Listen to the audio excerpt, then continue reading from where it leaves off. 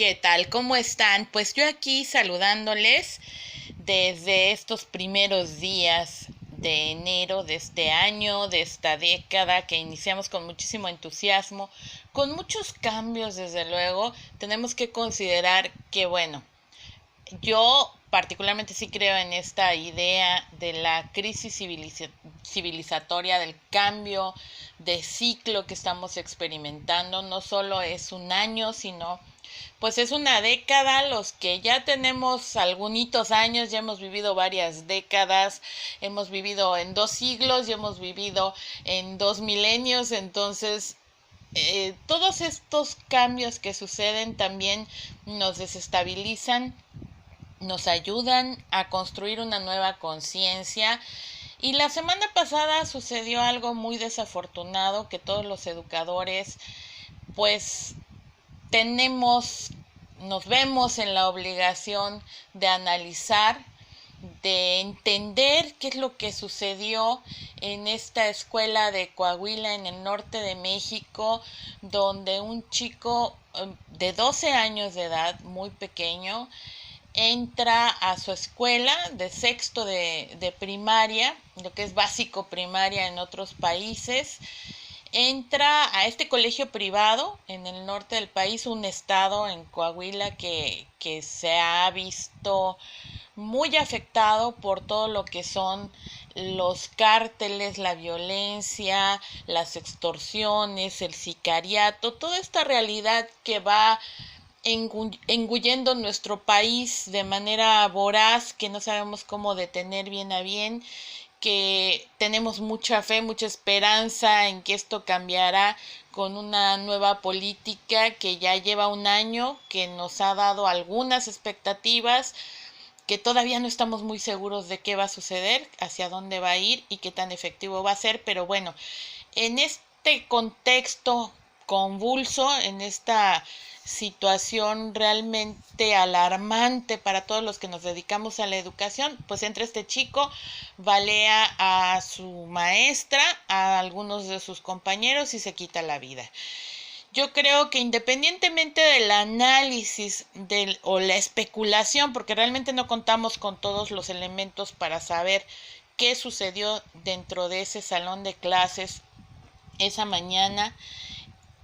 porque pues no estábamos ahí, definitivamente no somos protagonistas, no somos participantes de esta historia de primera mano, sino solo a través de los filtros que significan los medios de comunicación, los políticos, como en el caso de este gobernador que sale y dice que estaba imitando un juego. También fragmentos de la historia de este niño, que su madre pues acababa de fallecer, que su padre es alcohólico, que vivía con los abuelos y que también se ha filtrado información que tampoco sabemos qué tan fidedigna es, de que era víctima de bullying en su salón, que incluso su maestra también se burlaba de él. Desde luego, todos estos acontecimientos y todas estas situaciones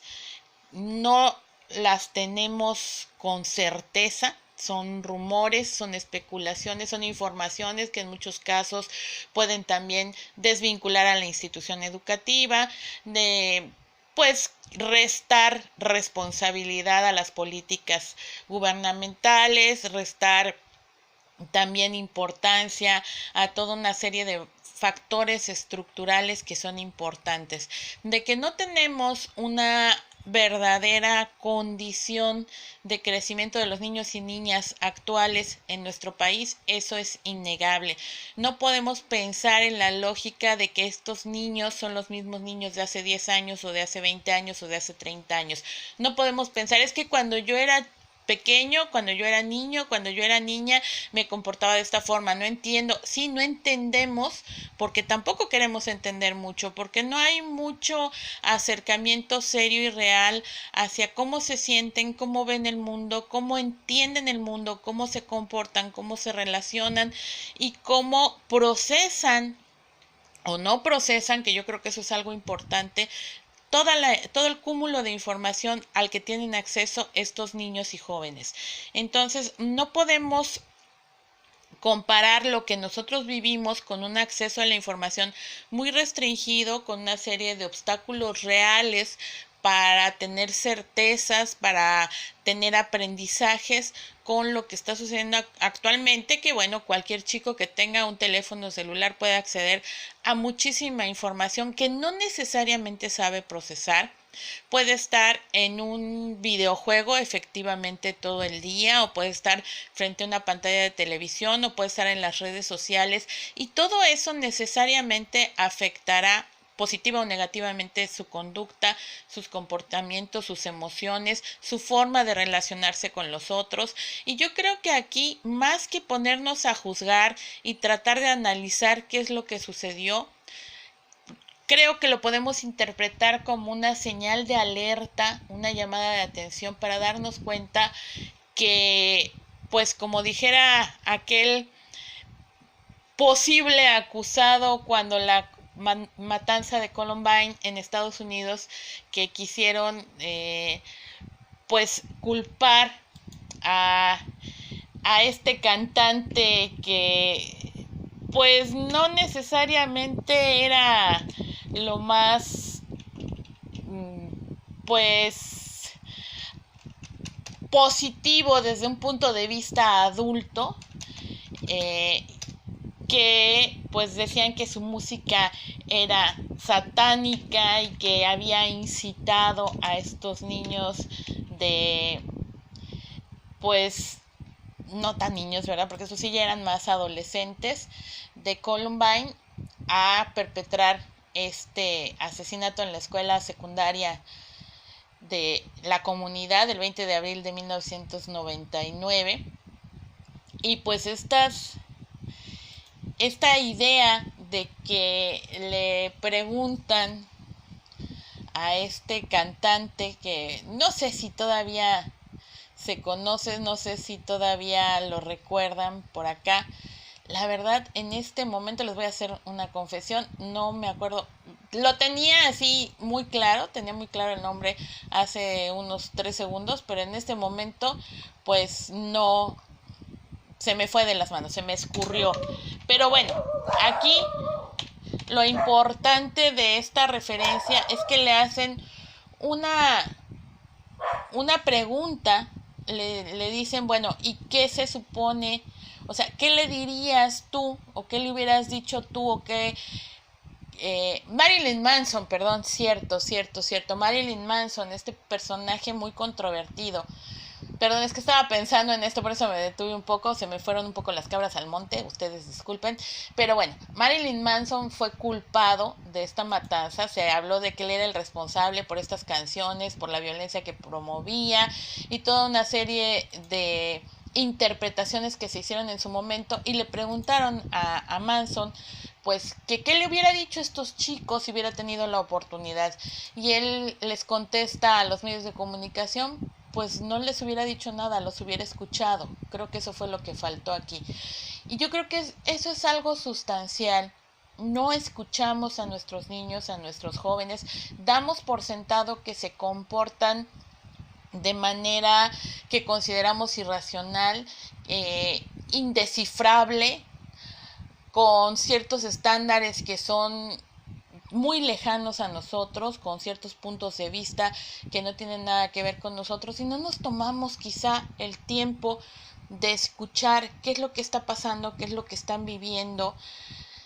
Hay también toda una serie de versiones y especulaciones en cuanto a, bueno, qué sucede con un joven, un chico de 12 años que está en la escuela primaria, que su madre acaba de morir, que su padre es alcohólico y que decide pues llevar a cabo un tiroteo en su escuela, ¿no? Cómo lo diseña, cómo lo planea y sobre todo cómo lo ejecuta. Yo aquí me preguntaría qué sucede entre el momento en el que mata a su maestra, dispara contra sus compañeros, a uno de ellos lo mata, a los demás los hiere, nada más, y decide quitarse la vida. Es un suicidio, él quería suicidarse y decide llevarse a los demás al irse, o en el momento decide quitarse la vida, no enfrentar las consecuencias, cobra conciencia de lo que realmente está haciendo, lo que realmente hizo y las posibles consecuencias para eso, y en ese momento toma esa decisión de quitarse la vida. También la posibilidad de que, bueno, de que sea un psicópata. Cuando hablamos de estos comportamientos psicópatas, recordemos que uno de los factores principales es la empatía, y difícilmente un psicópata siente empatía, siente el dolor que siente el otro. Y también es muy raro que un psicópata se suicide. Entonces, yo creo que la psicopatía podría quedar fuera de este puzzle, de este rompecabezas que estamos tratando de armar, que estamos tratando de entender. Y sobre todo yo creo que no se trata, insisto, tanto de entender qué sucedió como de entender qué es lo que podemos hacer nosotros, cada uno de nosotros desde nuestra trinchera, desde nuestro espacio, desde nuestra forma de acción o de incidir en la sociedad para evitar que esto vuelva a suceder o que escale en un momento dado, que es el gran temor que se tiene en estos momentos, ¿no? Nosotros, por ejemplo, como docentes, ¿qué podemos hacer cuando estamos en el aula? Tenemos que seguir cumpliendo un programa, tenemos que seguir pensando en las evaluaciones, en las pruebas, o quizás sea momento de detenernos, de platicar y sobre todo, más que de hablar con nuestros estudiantes, de escucharlos, de preguntarles qué sienten, cómo ven el mundo, qué es lo que necesitan, porque también es cierto por otro lado, y hay muchas voces que pues yo respeto su perspectiva, que se habla de que hemos sido muy permisivos con los chicos. Quizás sí, quizás nos hemos pasado del otro lado, quizá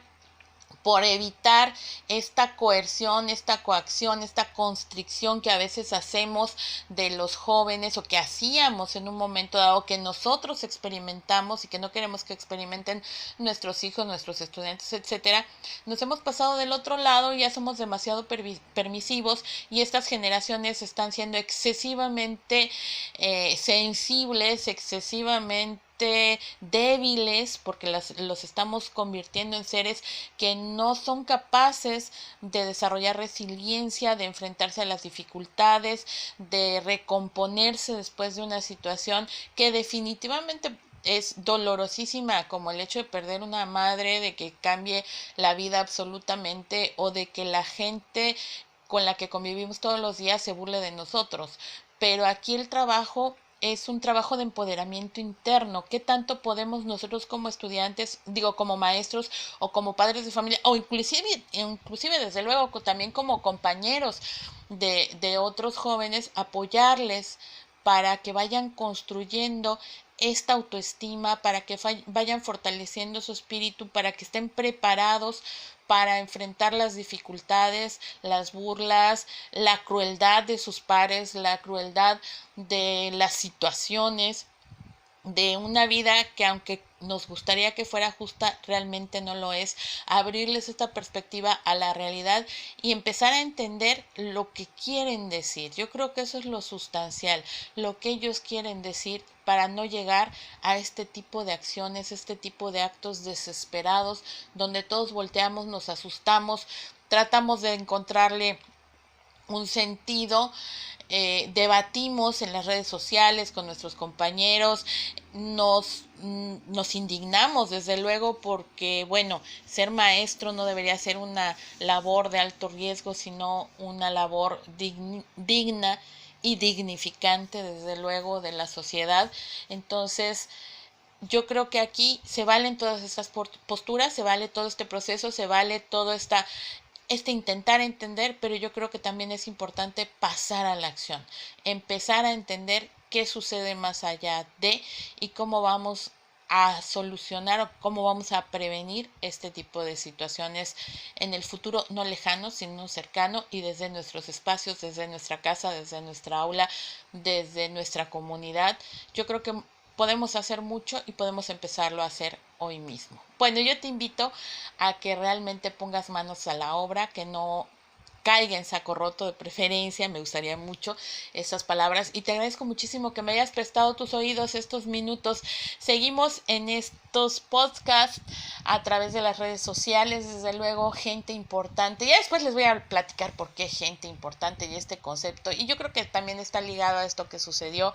porque, bueno, ahí se los dejo de tarea, qué es la gente importante realmente, ¿no? Bueno, nos escuchamos en la próxima, les mando un mundo de abrazos, soy Mayra Castañeda y nos escuchamos en el siguiente podcast.